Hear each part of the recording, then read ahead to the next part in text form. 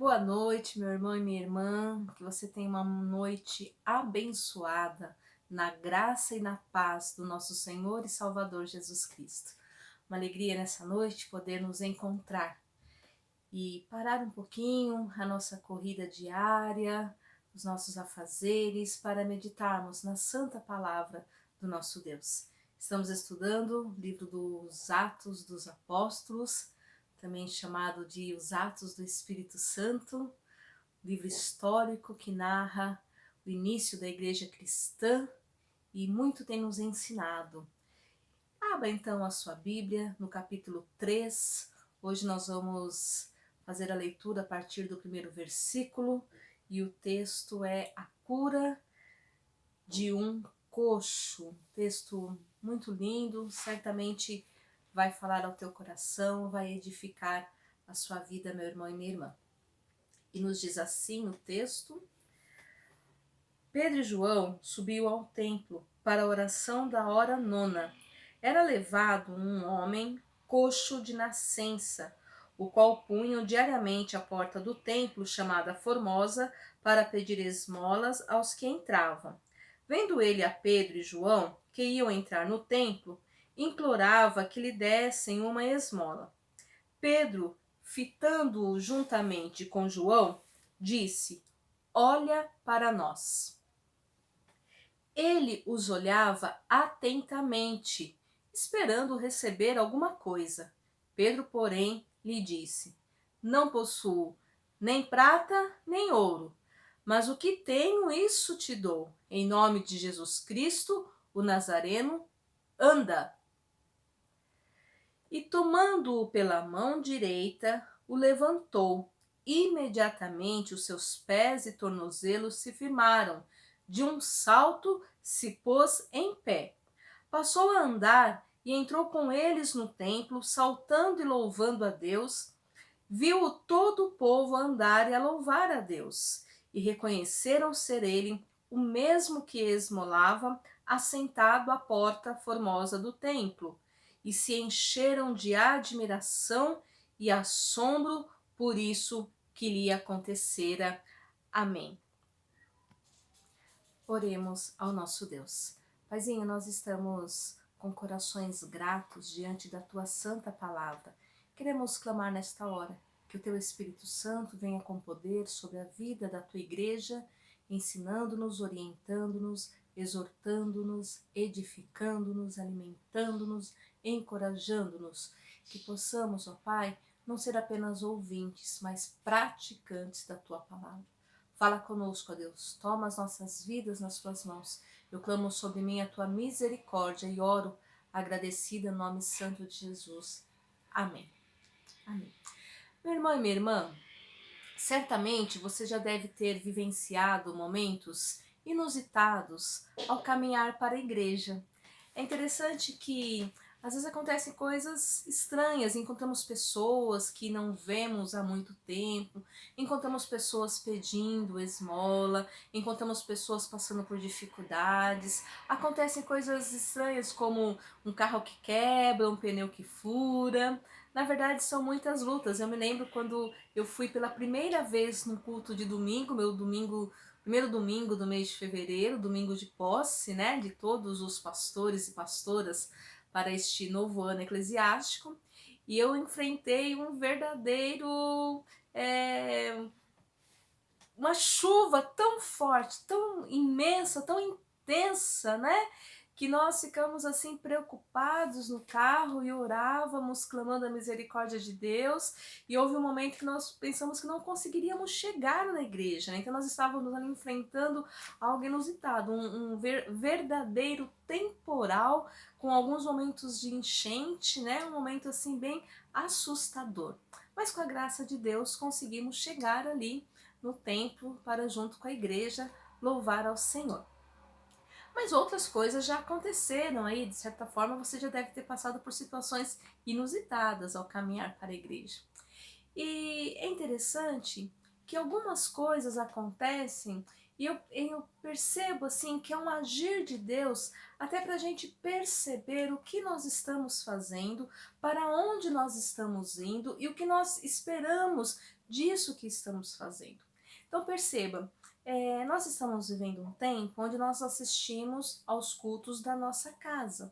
E nós tivemos, né, alguma conversa com algumas pessoas da igreja e alguém disse assim: não, na hora do culto eu não tô lá sentada, largada no sofá e continuo do mesmo jeito e ligo a televisão e começo a assistir o culto. Não é assim que funciona. Eu vou, tomo banho, a minha família, a gente toma um banho, a gente se arruma, coloca uma roupa melhor, uma roupa limpa e nós nos sentamos em frente à TV como se estivéssemos indo para a igreja. Eu queria que a gente pensasse aqui um pouquinho da preparação. Como que nós nos preparamos para cultuar a Deus? Eu me lembro que quando a gente ia para a igreja, e é esse horário das 6 horas, às vezes estava passando jogo na TV. E quantas vezes alguns irmãos, né, chegavam atrasados porque estavam esperando o jogo acabar para ir para a igreja. E às vezes o time ganhava, a pessoa ia feliz. Se o time perdia, já ia meio brava para a igreja. E eu fico sempre pensando como está o seu coração antes de você cultuar a Deus. Como você está se preparando para ir para a igreja? Porque se nós não estamos preparados e preparadas, pode acontecer coisas nesse trajeto e nós, por não estarmos de acordo com o coração ali já na presença de Deus, podemos perder a oportunidade de sermos bênção na vida de alguém. Então perceba como é importante o preparo. Se você notar, aos domingos, quando eu coloco o link do nosso culto, eu digo assim: prepare o seu coração, o culto já vai começar. Não estamos no templo, mas aonde nós estamos, nós somos o templo.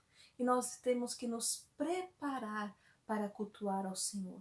É um tempo onde você tira as preocupações da sua mente, deixa de pensar no que você tem que fazer na segunda-feira, deixa de se preocupar com o seu trabalho, deixa de se preocupar com as suas finanças, com as enfermidades, com tudo. Nada é mais importante do que adorar a Deus. Em todo o tempo, mas especificamente no momento do culto, nós devemos estar ali integralmente adorando ao Senhor.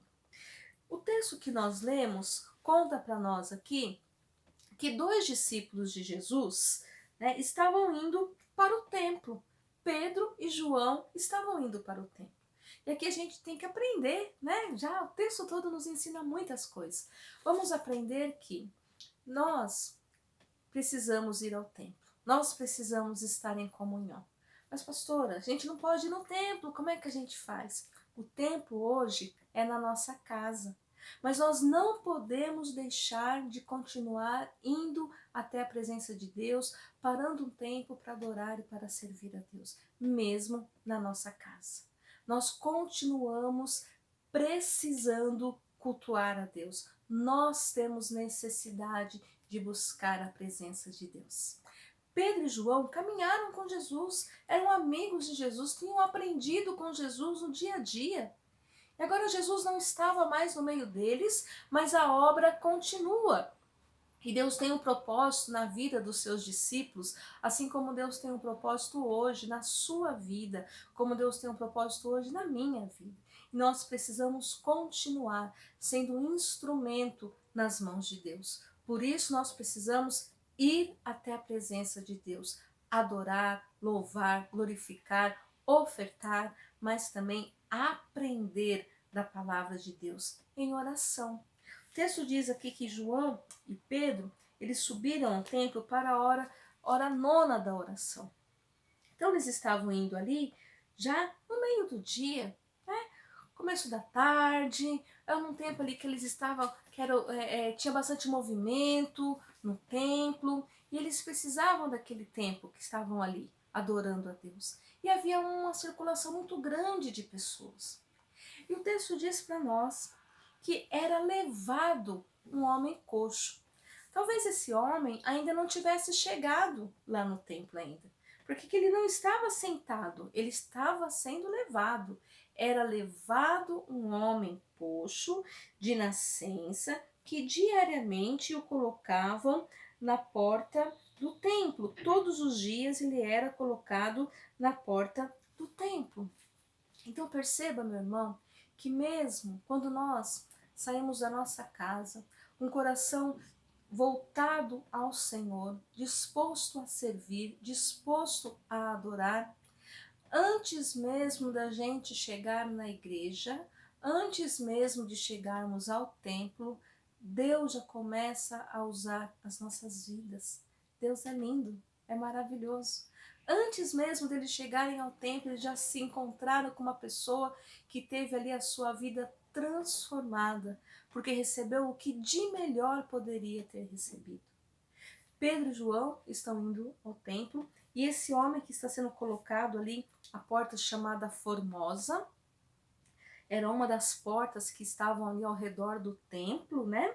E ele estava ali para pedir esmola. É interessante porque assim, esse homem não podia entrar no templo por causa da sua enfermidade. Então ele ficava do lado de fora. E aí a gente poderia parar aqui e pensar hoje quantas pessoas são deixadas do lado de fora do templo. Quantas pessoas hoje não entram na igreja não porque são coxas, mas talvez porque tenham enfermidades na alma, porque passam por problemas que se sentem pecadoras, se sentem indignas, sentem-se que ali não é o lugar para elas. E ao contrário também acontece. Tem muitas pessoas que se acham super santas, super amigas e íntimas de Deus e na verdade nem é tanto assim. Portanto, meu irmão e minha irmã, nós precisamos aprender que o templo, a casa de Deus, é para todas as pessoas. Nós temos um hino no nosso cenário que vai dizer assim: eu venho como estou. Às vezes a pessoa está suja, maltrapilha, e não só fisicamente, né, cheirando mal. Às vezes ela está assim na alma, às vezes ela está sentindo que ela está encardida na alma, de tantos pecados, de tantas decisões erradas na vida, de tantas cabeçadas, de tantos tombos. E aí ela se sente indigna de chegar à casa de Deus. Nós precisamos entender que a casa de Deus é lugar para todas as pessoas. Porque se as pessoas não tiverem acesso a essa casa, a esse templo, como elas serão restauradas, não é verdade? Então nós precisamos ter acesso a esse Deus lindo e maravilhoso. E eu e você somos instrumentos para falar desse Deus a tantas pessoas. E aquele homem, então, ele não podia entrar ao templo, ele ficava sentado do lado de fora, e ele ficava ali perto da porta do templo. Existiam muitos mendigos que ficavam ali ao redor do templo, porque entende-se, né, havia esse entendimento naquela época, eu creio que hoje não é diferente. Eu não sei quantos já foram na Praça da Sé, onde tem a Catedral da Sé, bem no centro ali de São Paulo, né, um dos corações ali. E ali é um número muito grande de mendigos que ficam ali na escadaria. E por que isso?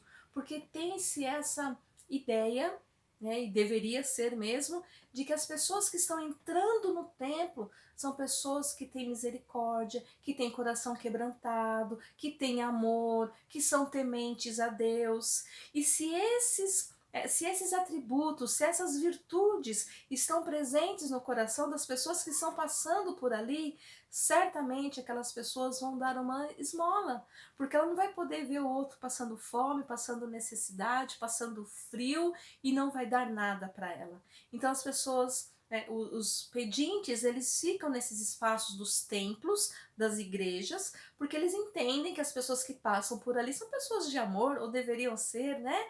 E aí hoje em dia a gente tem que muitos se aproveitam disso, né? Chegam, contam uma história, choram um pouquinho, pedindo ali uma ajuda.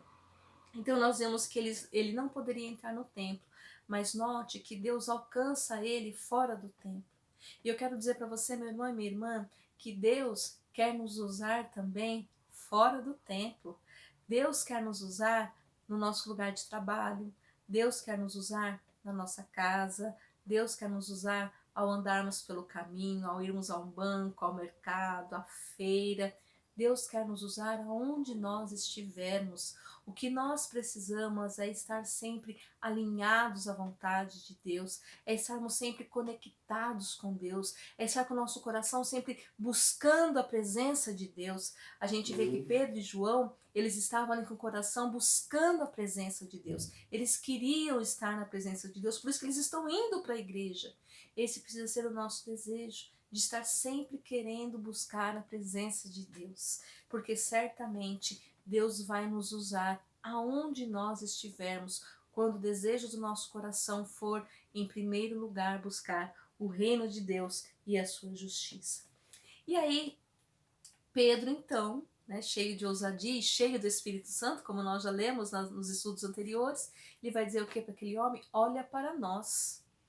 É interessante que Pedro trata aquele homem com respeito, como uma pessoa que tem dignidade, porque aquele homem ele era considerado indigno, pecador, enfermo. Então ele se considerava o pior dos piores. E Pedro então diz para ele assim: olha para nós. Pedro está resgatando ali, na unção do Espírito Santo, a dignidade daquele homem. Seria muito mais fácil dar uma moeda, não é verdade? Muito mais fácil você jogar uma moeda do que você dizer: olha para mim, olha nos meus olhos, que eu tenho algo para você que vale muito mais do que trocentas moedas, vale muito mais do que ouro, vale muito mais do que prata. Aliás, prata e ouro eu não tenho, dinheiro eu não tenho, mas eu tenho algo muito mais valioso e muito mais importante. Meu irmão e minha irmã, às vezes a gente usa esse versículo parcialmente. Às vezes a gente até brinca dizendo: eu não tenho ouro nem prata, que é verdade, né? Não tenho ouro nem prata. Só que nós precisamos da segunda parte do versículo. Mas o que eu tenho eu te dou. E o que eu tenho? O nome de Jesus Cristo Nazareno. Aleluia. Portanto, mesmo que você não tenha um recurso, talvez nem seja dinheiro, talvez o recurso seja um contato, seja um telefonema, ou seja acesso a alguma informação, talvez você não tenha nada disso. Mas uma coisa nós precisamos ter, eu preciso ter e você precisa ter, o poder do nome de Jesus na nossa vida. E Pedro e João, Pedro vai dizer, né? Eu não tenho ouro e não tenho prata, mas o que eu tenho eu te dou. Em nome de Jesus Cristo. Anda, né? É um imperativo, é uma ordem, né? Anda. Não estou perguntando se você consegue, se você está com dor, se você está afim. Anda. É uma ordem. É uma ordem muito bem dada, né? Em nome de Jesus, anda. E aí, Pedro também faz uma coisa muito importante, que nós precisamos aprender a fazer: ajudar. Ajuda ele a se levantar, né? Pedro estende a mão, Pedro toca nele, que também era inadmissível. Tocar no pecador te torna pecador também. Mas Pedro não está preocupado com isso, porque o que Pedro está preocupado é com a vida. E Pedro então vai dizer, dá a sua mão, vai dizer: levanta, né? Aí no versículo 7, tomando pela mão direita, o levantou. Imediatamente os seus pés e tornozelos se firmaram, e de um salto ele se pôs em pé. Meu irmão e minha irmã, possivelmente esse homem tenha sido coxo desde o ventre materno, desde que ele nasceu, né? Então, este homem, o texto fala para nós, coxo de nascença. Então, possivelmente desde o ventre materno, ele já nasceu com essa dificuldade. Então, ele nunca tinha andado. Talvez ele estivesse inseguro, talvez ele estivesse com medo, assustado. Mas esse homem, ele dá um salto, ele dá um pulo.